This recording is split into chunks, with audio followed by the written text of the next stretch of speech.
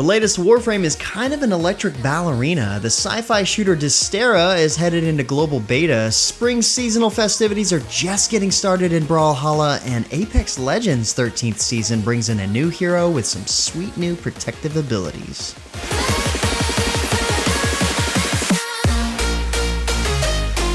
What's good, everyone? James Blonde here with your weekly recap for gaming news and announcements of the week of April 29th, 2022. And this week is short and sweet for you news-wise. So starting out, the free-to-play Vampire the Masquerade Battle Royale Bloodhunt has officially launched this past week.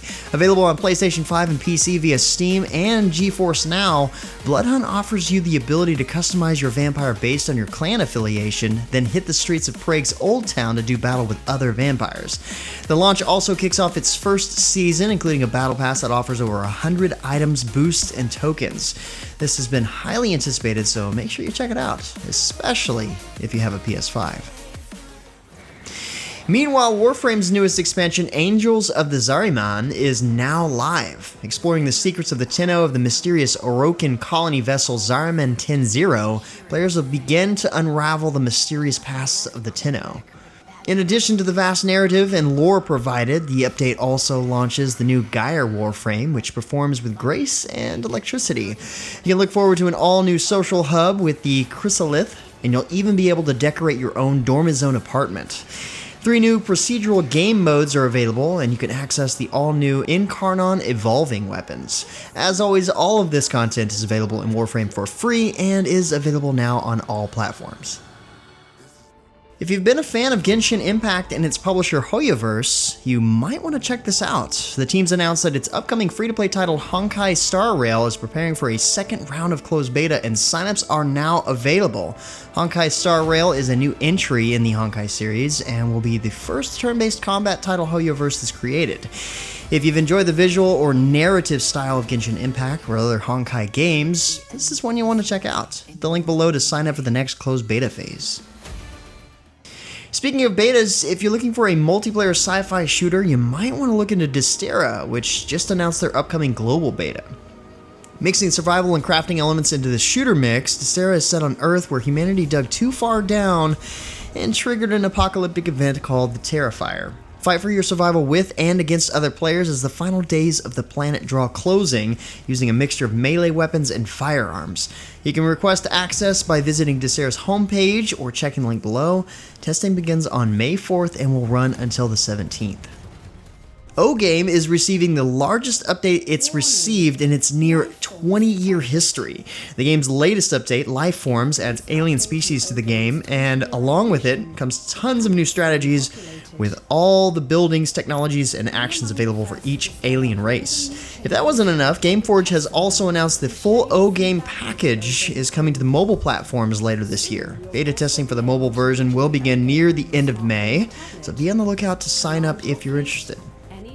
In other news, Apex Legends is gearing up for its next season, Saviors, set to land in a couple of weeks on May 10th. This will mark the 13th season for the game and introduces a new playable hero, Newcastle, who should bring new protective abilities including shields and the ability to drag allies to safety. The season will also include a reworked ranked system, changes to storm points, and more. Look forward to hearing more details once the season arrives. The next season of Valorant, Episode 4 Act 3 has kicked off this week. Featured in this update is a new agent, Fade, a Turkish bounty hunter attuned with terror itself. Her kit includes an area route, enemy reveals and chases, and the ability to deafen and decay the enemies she finds. Of course, there's also a new Battle Pass series, and the return of RGX skins to help you style up. The spring seasonal festivities have finally arrived in Brawlhalla with this year's Bloomhalla event. The special event includes limited edition skins, including 2 new ones for Reno and Len Fei, a special podium, avatars, plus a Floret fighter title for logging in, and extra gold during the event period each day. It also means it's time for the spring championships, so make sure you check that out and everything else new or in rotation this week. As we usually do, let's end with the Epic Games Store free games of the week. First up is Just Die Already.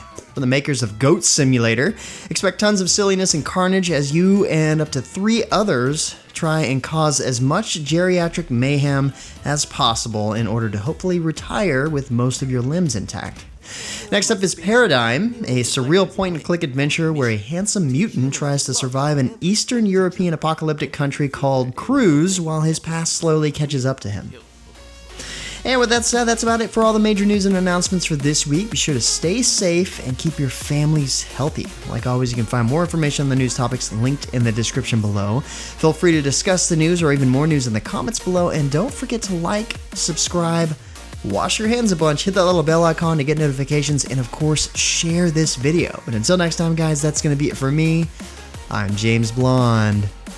See you out there, gamers.